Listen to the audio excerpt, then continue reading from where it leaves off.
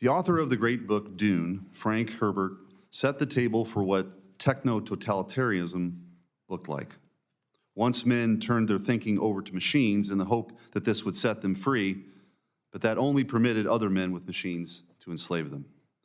In the West, we're headed down this path towards thought crime enslavement. In the United Kingdom, 30 Brits are arrested per day for speech-related offenses. In the EU, the Digital Services Act is creating a censorship regime that would make communist China blush. In the United States, before President Trump's return to power, the American vast censorship enterprise sought to control speech, to control how we think, and to influence national discourse and elections. In 2022, as the Attorney General of Missouri, I filed the landmark lawsuit Missouri versus Biden, which Justice Alito called one of the most important First Amendment cases in American history. Though my through the lawsuit uncovered a vast censorship regime perpetrated by the Biden administration.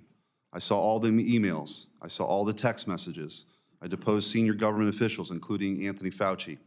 Missouri versus Biden uncovered for the American people how the Biden administration built one of the largest censorship operations in American history by working in secret through third parties, pressuring, bullying, threatening, jawboning big tech into suppressing viewpoints that they disagreed with.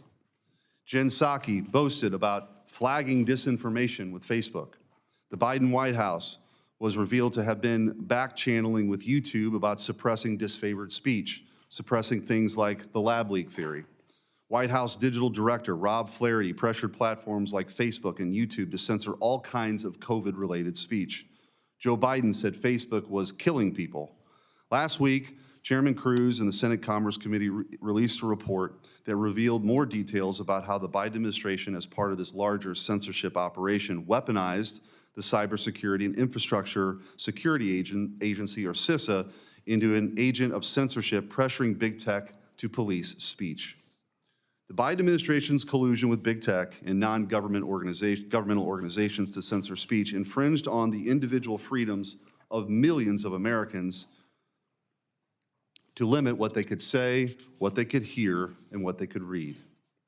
Fortunately, President Trump won a historic victory, and on January 20th, 2025, the first day of his second presidential term, President Trump signed an executive order titled Restoring Freedom of Speech and Ending Federal Censorship. But the story of censorship does not begin and end with the federal government.